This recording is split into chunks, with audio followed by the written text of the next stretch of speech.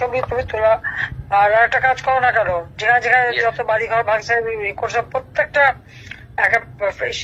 এক ছবি তোলা এবং যারা মানে ক্ষতিগ্রস্ত তাদের মন্তব্য নেওয়া, আর তাদের পক্ষ থেকে ধন্যবাদ। যারা আছে আসলে এত বেশি কথা বলো, আওয়ামী লীগ অফিসটা তো এখনো উদ্ধার করতে পারলো না তোমরা। যদি 50-100 লোক যেও ধরো তো তোমাদের কি মেরে কেটে শেষ করে দেবে? তো হাজার লক্ষ নিজের পায় না, কেউ আমাদেরকে করে দেবে না, কেউ আমাদের পক্ষ লক্ষ্য তুলে খাইয়ে দেবে না, কেউ করে দেবে, কেউ করে দেবে না। নিজেরটা নিজের অর্জন করতে হবে, এটা সবসময় মাথায় রাখো। আমরা ষষ্ঠী আমরা তাই করছি, 15 বছর ক্ষমতায় ছিলাম, এটা কিন্তু আমরা নিজেরা আমাদের থেকে বসিয়ে দেয়নি, আমরা নিজেরাই করতে পারছি। এই চক্রান্ত মোকাবেলা করতে করতে করতে শেষ পর্যন্ত হয় নাই। উপস্থিত থাকবো আপনার যখনই প্রয়োজন আসবে, যখনই ডাক আসবে। তা আজকে আপনার কথা সবাই শুনবে, সবাই অপেক্ষায় আছে।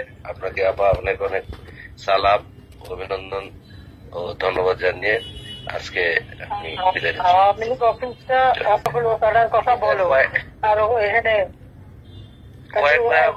এটা নিয়ে একটা পরিকল্পনা আমরা করছিলাম, কথা বলো।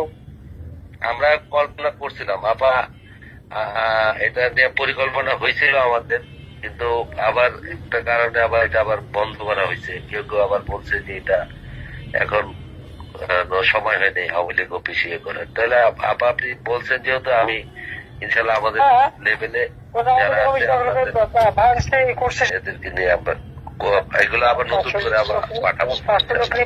বেশি একটা করতে পারবে না আবার না, মিছিল এখন বিচ্ছিন্ন ভাবে আপনি নিষেধ করছেন নাকি?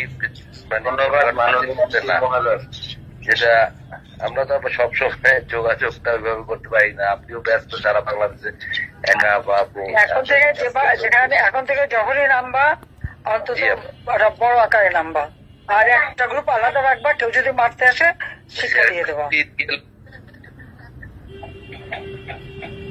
জি আপা, এদের পরে ইনশাল্লাহ আমরা কথা বলছি। আমরা ওই যে আমাদের যারা মাথায় রেখে দেবো। জি আপা।